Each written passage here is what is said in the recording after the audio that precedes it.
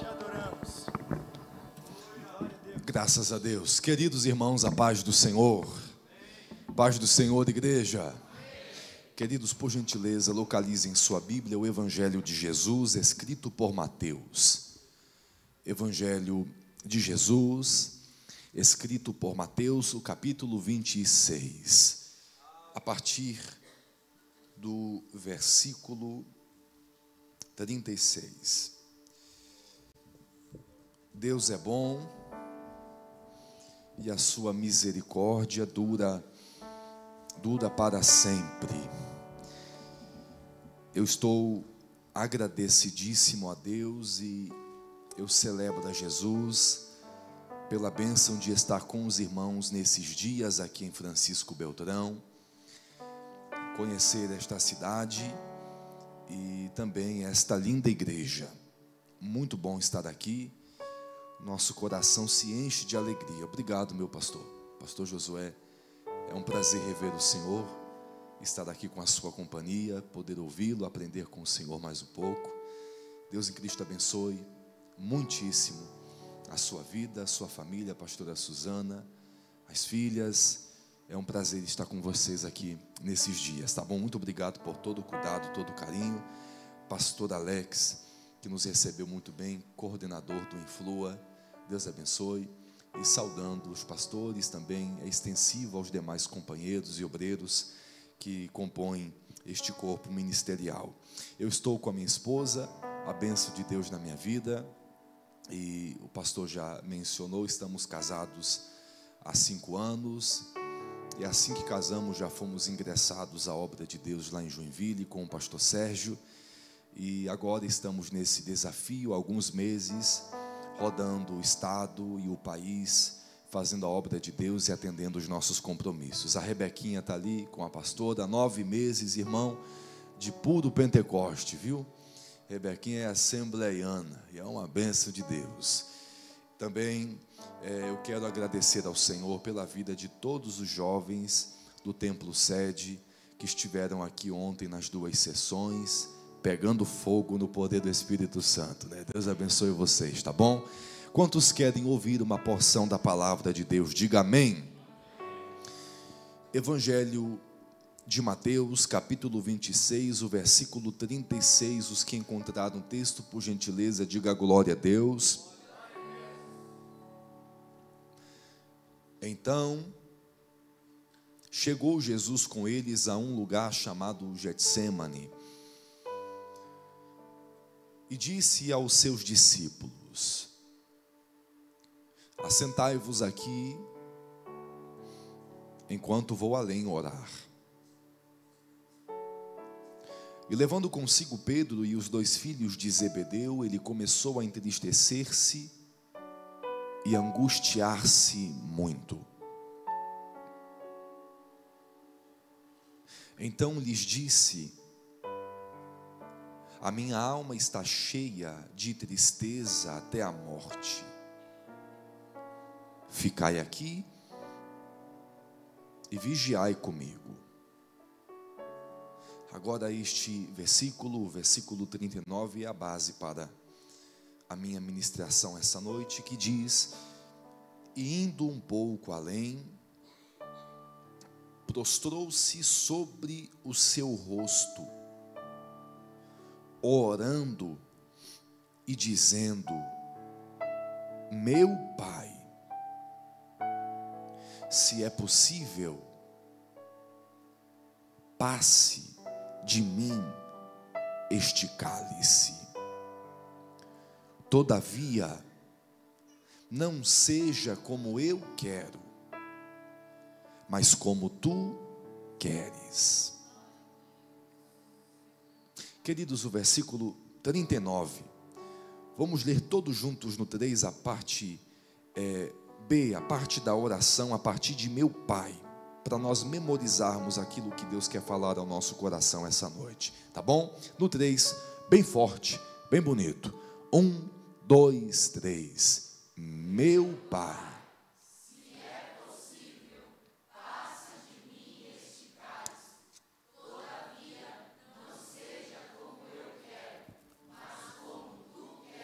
Quantos podem dizer glória a Deus por esta palavra?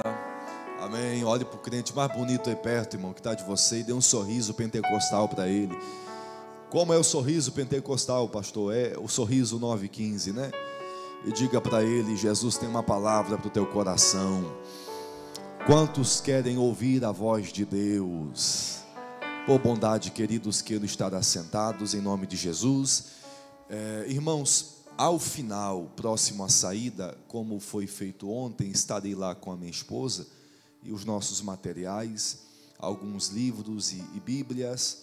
É um meio que Deus também tem usado para cuidar de mim e da minha família, e depois os irmãos podem passar lá e estarem nos abençoando, comprando esses materiais. Eu posso ouvir um amém da igreja? Tá bom, queridos? No final, próximo à saída, estaremos ali. O Espírito Santo cravou esta palavra ao meu coração para essa oportunidade, e eu fiquei refletindo durante este culto, conforme Deus ia falando e meditando neste texto do Evangelho de Mateus, no capítulo 26, a partir do versículo 36. Esta história do período da pré-crucificação, os momentos antes de Jesus ser entregue aos homens e ser crucificado. A partir do capítulo 26, versículo 14 de Mateus, diz a Bíblia que Judas consumou o ato da traição, aceitando as 30 moedas de prata em favor de levar Jesus e entregá-lo aos homens. Após este ato, diz a Bíblia que Jesus desejou muito ceiar com os seus discípulos, e ele estabeleceu o dia da ceia na celebração da Páscoa, e pediu para que os discípulos preparassem o ambiente, o cenáculo, que seria conduzido pelo homem que carregava um cântaro de água nas costas, a qual levou os discípulos para a sala onde seria celebrado a ceia. Jesus celebra a ceia com os seus discípulos, e diz a Bíblia que após ceiar, ele cantou um hino com eles e se retirou para o Monte das Oliveiras. E Jesus se retira a fim de orar ao seu Pai. No jardim, ou no Monte das Oliveiras, no lugar precisamente chamado de Getsêmani. É ali que Jesus se separou mais uma vez para orar ao Pai. Afinal de contas, a oração, ela era uma das grandes marcas e ensinos do ministério e da vida prática de Jesus. Porque nós não encontramos Jesus somente ensinando a respeito da oração, como também orando a Deus. Em diversos episódios e ocasiões na Bíblia, principalmente nos evangelhos, você enxerga Jesus orando a Deus. Jesus orou no capítulo 6, versículo 12 do Evangelho de Lucas, antes de escolher 12 discípulos para lhe acompanharem por 3 anos e meio. Ele passou a noite inteira orando no monte. No capítulo 9, versículo 28 de Lucas, diz a Bíblia que Jesus orou no monte da transfiguração, experimentando a plenitude de Deus. Ele se retirou para orar ao Pai. No capítulo 6, versículo 11 do Evangelho de João, diz a Bíblia que Jesus orou antes de alimentar uma multidão de mais de 5.000 homens, partindo o pão e dizendo: Pai, eu te dou graças. Ele ora no capítulo 11, versículo 41, antes de ressuscitar a Lázaro, agradecendo a Deus pela vida do seu amigo. No capítulo 17, versículo 9 do Evangelho de João, Jesus também orou de forma intercessora pelos seus discípulos antes de ser assunto aos céus. Agora, o capítulo 26, versículo 36 do Evangelho de Mateus, registra o que para mim é uma das orações, se não a oração mais dolorosa, doída, difícil, agoniante, que Jesus já realizou em toda a sua vida. E esta oração é realizada no lugar do Getsêmani. Getsêmani significa lugar da prensa, da moinha, lugar de ser esmagado. É ali que Jesus realiza uma das orações que marcou a sua história e a sua vida. E neste lugar, aonde ele prevê toda a sua dor e faz uma das orações mais sinceras, eu extraí aqui, com a ajuda do Espírito Santo, algumas lições preciosíssimas do Getsêmani, e eu quero compartilhar com os irmãos nessa noite. Quantos querem ouvir, diga amém. Afinal de contas, o Getsêmani, o lugar da prensa, o lugar da moinha, é o lugar inevitável na vida de todo crente, de todo servo de Deus. Você precisa passar por lá, irmão. Você precisa experimentar as agonias deste processo, desta moinha, desta prensa. Mas é neste lugar que nós extraímos algumas lições muito preciosas. A primeira lição está no versículo 37, na parte A, que diz: levando consigo Pedro e os 2 filhos de Zebedeu. Diga comigo, Pedro. Diga forte, Pedro, Tiago e João. São esses 3 que Jesus está levando para o lugar do Getsêmani, para o lugar da prensa. Qual é a primeira lição, Felipe? A primeira lição, irmãos, é que Jesus selecionou os 3 que mais tinham intimidade com ele para participar deste processo. E o interessante é que são os mesmos 3 que lá no capítulo 9, versículo 28 de Lucas, Jesus levou para o alto do monte da transfiguração. E diz a Bíblia, irmão, que no monte da transfiguração foi só glória. A plenitude de Deus se manifestou. Jesus resplandeceu na sua glória. E apareceu ali Elias e Moisés. Irmão, era muito poder, era muita glória. Eu queria experimentar um pouquinho do que esses 3 experimentaram no monte da transfiguração. Jesus levou eles para lá para experimentar a glória. Mas o interessante é esse contraste. Jesus agora está levando os mesmos 3, mas não é para experimentar a glória, não é para experimentar poder, é para experimentar com ele as suas dores, as suas agonias, o processo, a moinha, a prensa. Sabe o que eu aprendo com isso, meu irmão? Que a vida com Jesus é mais ou menos assim. Um dia eu estou com ele experimentando a glória no monte da transfiguração.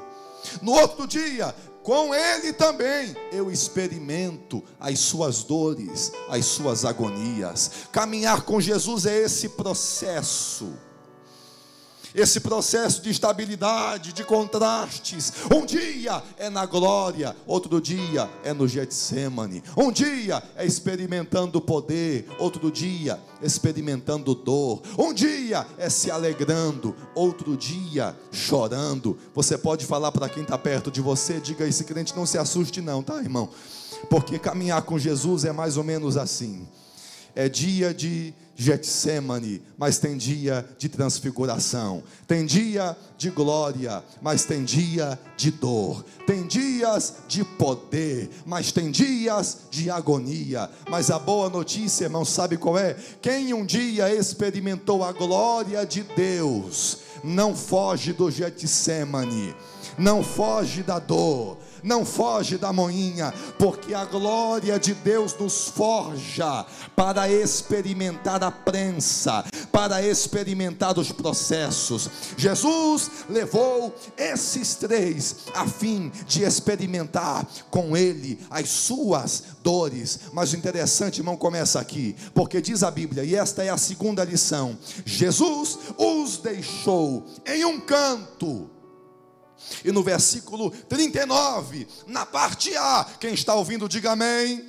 Irmão, e aqui o meu coração ferveu para entregar isso aqui à igreja nessa noite. O versículo 39, na parte A, algumas versões diz, indo um pouco além. Em outras versões, indo um pouco mais adiante, prostrou-se sobre o seu rosto, orando.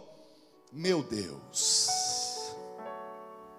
E indo um pouco além, ele se prostra a fim de orar ao seu Pai. Irmão, um versículo antes, Jesus ele vai se expor para os seus discípulos. Ele diz, a minha alma está cheia de tristeza até a morte. Eu estou sofrendo. Jesus estava sofrendo agonias. Jesus estava consumado por uma profunda dor. Mas o texto diz, no versículo 39, que em meio a essas agonias, em meio a essas dores, indo um pouco além, ele se prostrou para orar. Ele não aguenta mais, mas o versículo 39 traz um ar de esperança.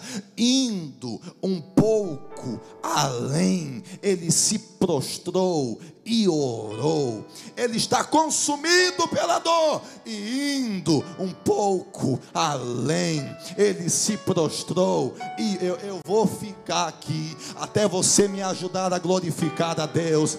Não aguenta mais, mas indo um pouco além, ele se prostrou e orou. Há uma motivação para Jesus ir além. Há uma motivação para Jesus romper o limite.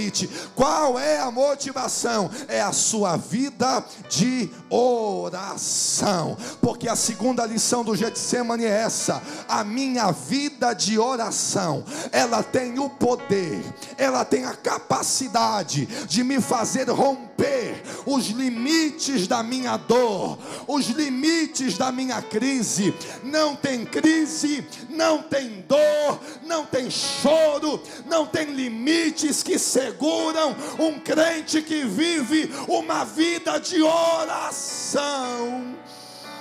Quem pode erguer as mãos para glorificar a Deus? Porque essa noite você, antes de vir para esta igreja, olhou para o espelho e disse: está difícil, mas eu vou além. Eu não estou mais aguentando, mas eu vou além.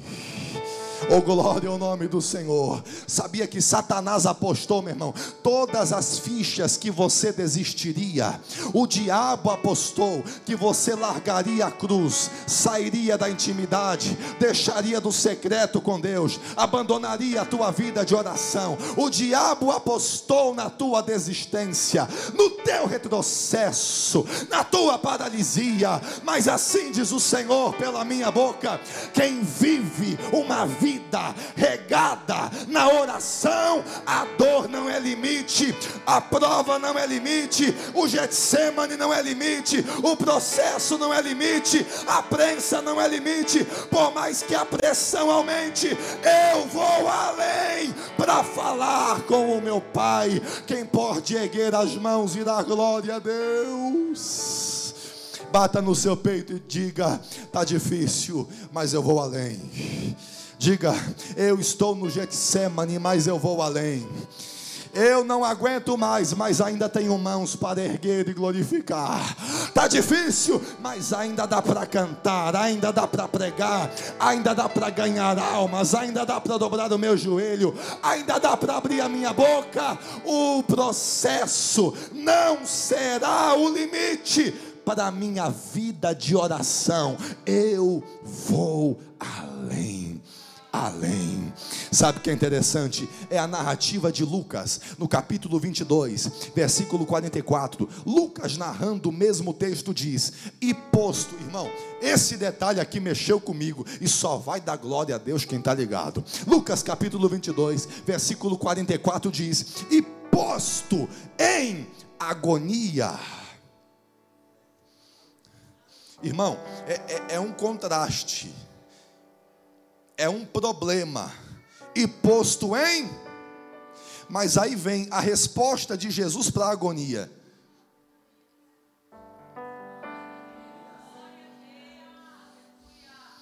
posto em agonia. É a crise, mas aí vem a resposta para a crise. Qual é a resposta, irmão? 1, 2, 3. É um nível de pressão aumentando, mas conforme aumenta o nível da pressão, aumenta o nível da oração. Conforme aumenta o nível da dor, aumenta o nível da intimidade. Satanás estava doido para ver Jesus abandonar tudo, soltar as pontas, porque o desastre do diabo era o plano de salvação consumado. Há quem diga que Jesus crucificado foi alegria para Satanás. Não, meu irmão, era o desastre, era o seu desespero, era o que ele menos queria. Quando aumenta o nível da dor, eu vejo os demônios talvez pensando: agora ele desiste deste projeto, agora ele abandona este propósito. Mas conforme a dor vai aumentando, o texto diz que Jesus vai intensificando a sua oração. É pressão, mas quanto mais pressão, mais intensidade. Mais intensidade. A guerra vai aumentando, mas quanto mais aumenta o nível da guerra, Jesus está aumentando o nível das suas armaduras. Eu estou sentindo a graça de Deus aqui nesta palavra. Sabe que Deus está dizendo para alguém aqui hoje: a guerra está aumentando, a dor está aumentando, a pressão está cada vez maior. Aumente também o nível da tua intimidade. Eita, glória a Deus. Erga a tua mão direita para o céu, porque assim diz o Senhor pela minha boca: conforme aumentar o nível dessa batalha, aumente também o nível do teu clamor, o nível da tua oração, o nível da tua adoração, o nível do teu compromisso, o nível da tua intimidade. Sabe que Deus quer de você? Ele quer de você mais intensidade, mais intensidade, mais intensidade. Pastor, o diabo tem pressionado a minha casa, a luta tem tomado conta do meu casamento. É prova, é pressão, é opressão. E a minha pergunta para você hoje é essa: o que você anda fazendo de braços cruzados, inerte diante desse problema, inerte diante desse gigante? O Senhor está dizendo pela minha boca: aumente a tua intensidade. Diga para quem está perto: seja mais intenso, meu irmão. Seja mais intenso. A guerra está aumentando, aumente o nível das tuas armaduras. Eu estou sentindo a glória de Deus aqui, porque permita dizer algo para você, meu irmão, mas tem crentes que conforme o nível da batalha aumenta, mais paralisado, inerte, passivo ele fica, vai se conformando com o caos, vai se conformando com a dor. Se a dor está aumentando, vai aumentando o nível da tua entrega. Intensidade, intensidade, intensidade. Eu estou pregando para pessoas aqui que lá fora, quando estava nas garras do adversário, você era tão intenso, fazia de tudo, e quanto mais doido você ficava, era melhor. Tem gente que eu estou pregando aqui, irmão, que se eu soubesse do passado desse alguém, até eu ficaria assustado diante de tudo que você já fez e já entregou lá no mundo. Saía na sexta-feira, voltava só na segunda, era festa, era bailão, era tudo que não prestava. A tua intensidade estava lá, a tua energia era gasta lá fora. O Senhor está dizendo pela minha boca: cadê essa intensidade no meu reino? Cadê essa intensidade na minha obra? Cadê essa intensidade para a minha igreja? Cadê essa intensidade num culto de adoração? Se lá fora eu entregava 100% para o diabo, aqui dentro eu vou entregar 200, 300 para Jesus. Seja intenso, seja intenso. Quem vai dobrar o nível da intensidade, abre a boca e adora. Aleluia.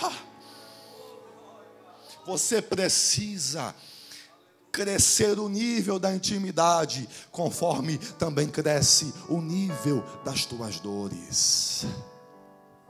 Jesus consegue ir além dessas dores. E o texto diz, só quem está ouvindo diga amém, que ele foi além, se retirou e orou. E a oração dele é a seguinte: meu Pai, se for possível, passa de mim este, mas não seja como eu quero, mas como tu queres. Sabe qual é a terceira lição do Getsemane, irmãos? Jesus está vivendo na pele, neste versículo 39, aquilo que ele ensinou lá em Mateus 6:6, quando os discípulos perguntaram: mestre, como devemos orar? E Jesus falou: vocês têm que orar não como os fariseus oram, porque o padrão de vida de oração, irmão, era dos fariseus, que oravam nas esquinas e nas sinagogas para todo mundo escutar. Jesus disse: não faz igual a eles não. Porque o problema do fariseu, irmão, não é orar em voz alta, não. O problema do fariseu é orar em voz alta para ser ouvido por todos, e não orar no secreto para ser ouvido pelo Pai. Jesus disse: quando vocês orarem, não sejam hipócritas. Antes de todos ouvirem, seja ouvido pelo teu Pai. Entra no teu quarto e fecha a tua porta. E o que eu falo, Senhor? Pai nosso, que estás no céu, santificado seja o teu nome, venha o teu reino e seja feita a tua. Irmão, Jesus está reprisando esta oração, e no Getsemane, no ápice das suas dores, ele diz: meu Pai, seja feita a tua vontade. Porque o Getsemane me ensina que chega uma altura da vida que eu preciso acreditar naquilo que eu prego e naquilo que eu ouço. Getsemane não é lugar de teoria. Processos de Deus é o lugar da prática. No Getsemane eu vivo aquilo que eu ensino. Porque, irmãos, aqui dentro todo mundo serve, todo mundo é crente, todo mundo canta, mas a prova da tua fidelidade você demonstra é na moinha. É quando a prova te aperta para arrancar alguma coisa de você. É lá que você demonstra a tua fidelidade e a prática daquilo que você fala. Jesus está vivendo na pele tudo o que ele falou. A quarta lição, diz o texto, que Jesus fez a oração pela primeira vez, mas ele ora 3. Quantas vezes ele ora? Primeiro, ele orou: meu Pai, se é possível, irmão, fica ligado, porque há um mistério de Deus aqui. Passa de mim este cálice, mas não seja como eu quero, mas como tu queres. Irmão, ele saiu da oração e foi lá para onde estavam os 3. Quando ele chega onde estavam os 3, diz a Bíblia que ele os achou dormindo. Pastor Josué, quando ele os acha dormindo, Jesus se frustra, se decepciona, acorda os 3 e pergunta: vocês não podem velar comigo 1 hora? Vigiai, porque a carne é fraca, por mais que o espírito esteja pronto. Diz o texto que depois de se decepcionar com os discípulos, ele voltou e chegou diante do Pai e disse: meu Pai, se é possível, passa de mim este cálice. Ele orou mais uma vez. Depois de orar pela segunda vez, ele volta para os discípulos e os encontra dormindo de novo. De novo a mesma frustração. Ele vê eles dormindo, mas o texto diz que ele voltou. Meu Pai. Você percebeu, irmão, que de um lado Jesus encontra frustração, decepção, ilusão, mas a decepção de um lado não isenta Jesus de orar do outro, porque tem ausência de gente, tem ausência de amigos, mas não tem ausência do Pai. A decepção que você vive aqui não pode te impedir de orar lá, porque o Getsemane me ensina que falta gente, mas não falta o céu. Falta amigos, mas não falta o Pai. Falta um abraço, mas não falta o bálsamo do céu. Falta um amparo, mas não falta Deus para me consolar. Em Lucas capítulo 22, o mesmo texto narrado, diz no versículo 43, irmão, só vai dar glória a Deus quem está comigo nessa mensagem. E apareceu-lhe um anjo. Da onde ele vem, irmão? E o anjo lhe fortalecia. Sabe o que está acontecendo aqui, irmão? Não tem gente, mas tem anjo. Não tem discípulo, mas tem o céu. Não tem amigo, mas tem recurso do céu. Tem recurso do céu. Tem recurso do céu. Levanta as duas mãos, eu quero profetizar. Irmão, eu estou sentindo liberdade de Deus aqui nesse altar.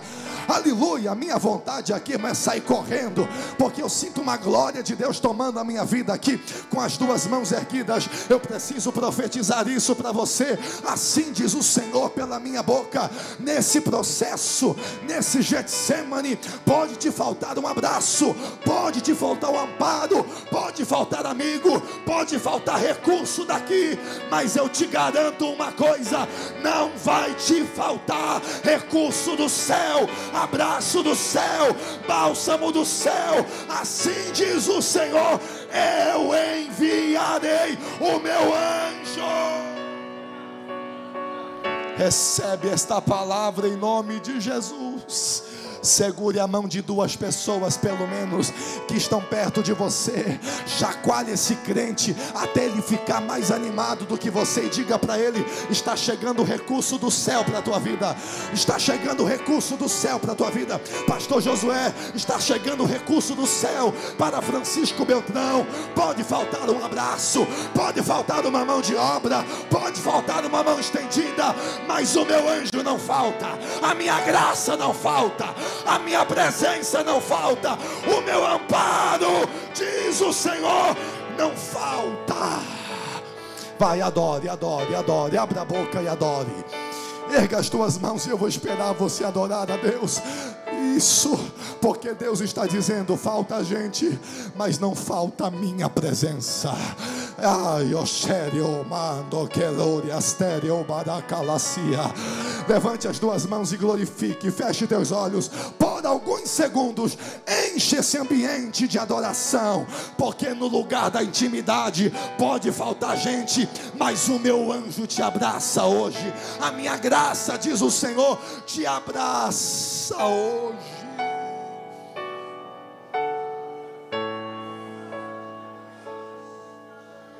Olha o recurso do céu descendo sobre a tua vida. Eu estou te curando agora, diz o Senhor. Eu curo a tua alma, eu curo o teu coração. Recebe o abraço de Deus aí. Aleluia. Eu entro hoje na tua casa, diz Deus pela minha boca. Eu estou quebrando as correntes de morte. Eu estou quebrando hoje o espírito de depressão, de ansiedade. Aleluia.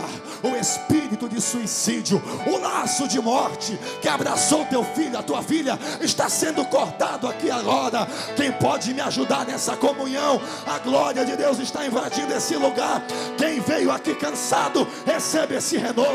Quem chegou aqui cabisbaixo, recebe essa graça, recebe esse poder. Deixa o Espírito te tocar agora. Aleluia. Uriai chama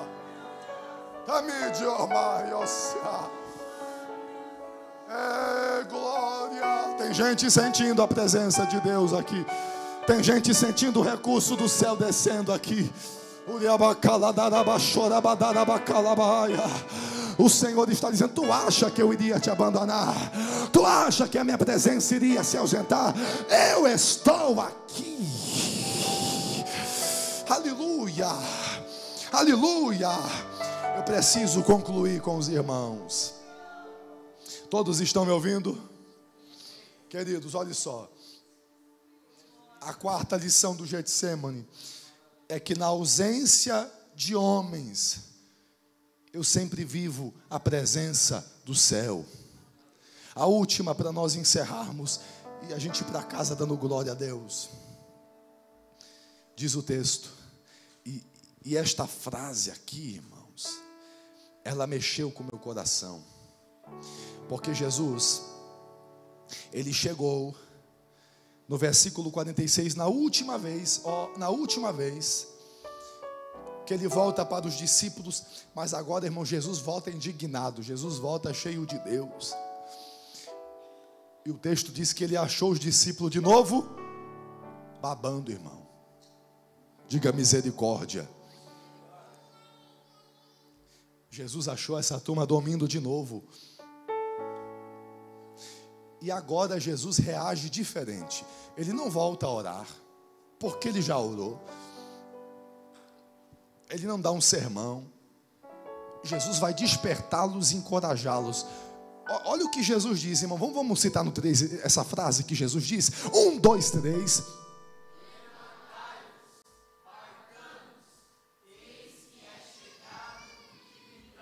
Irmão, olha o que Jesus está dizendo. Vamos, se levantem, porque está chegando o traidor. Que convicção, que coragem. Eu fico imaginando os discípulos olhando para a cara de Jesus e pensando, será se é o mesmo? Chegou com medo e agora está nos encorajando. Chegou com sentimento de morte e agora está pedindo para nós nos levantarmos e partir para cima do desafio. Será se é o mesmo? É que os discípulos, irmão, não sabiam que o crente tem duas versões. Que versões são essas, pastor? A pré e a pós-oração. Na versão pré-oração, Jesus sente morte. Na pós-oração, ele sente vida. Na versão pré-oração, ele sente medo. Pós-oração, ele sente coragem. Você já viu aquela frase que na oração você entra como um gatinho, mas sai como um leão? É o que Jesus está vivendo aqui. Ele entrou querendo e sentindo que iria morrer, mas agora ele sai dizendo, vamos, porque a oração não foge a covarde, a oração não foge a gente melindrosa, medrosa, a oração foge a guerreiro, foge a valente. E sabe o que é interessante, irmão? É que Jesus, ele vai citar, está chegando o que me trai. Então vamos. É Jesus dizendo, o traidor não saiu do caminho. Só que agora o traidor vai encontrar alguém diferente. Por quê, Senhor? Porque eu saí da oração. Sabe o que é interessante, irmão? É a certeza de Jesus que nada mudou. E aqui eu termino para você gravar o que Deus quer falar ao teu coração. Jesus sabe que nada mudou. Os discípulos talvez perguntam, Senhor, mas se o traidor está vindo, o que adiantou orar? Se o traidor está vindo, o que adiantou chorar e voltar para o Pai e fazer as 3 orações? Se nada mudou, por que orou? Essa é a última lição. O Getsemane me ensina, irmão, que a oração não tem a finalidade de mudar todas as coisas. Mas quando a oração não muda as coisas, ela muda a minha estrutura. Me responda, irmão, a oração tirou Judas do caminho? Só que agora Judas vai encontrar um Jesus diferente. A oração mudou a rota de Judas? Não! Mas o Jesus que está indo na rota encontrar Judas está indo cheio do poder. Porque a oração nem sempre muda o Judas, mas muda a minha estrutura para encará-lo, para desafiá-lo, para vencê-lo. Eu estou sentindo a glória de Deus.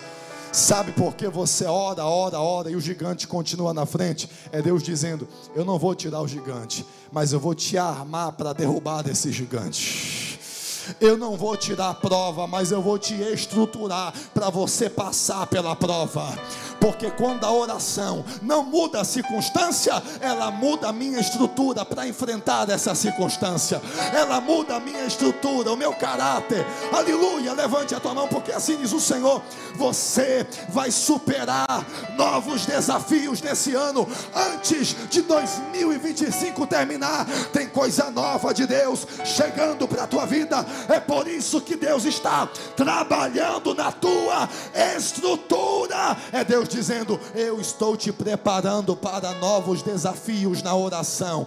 Eu não vou tirar o problema da frente, mas eu vou preparar você para enfrentar e superar esse problema. Eu não vou tirar esta luta da frente, mas vou te forjar na batalha, na guerra, para você vencer essa luta. Quem acredita nisso, fique de pé dando glória a Deus.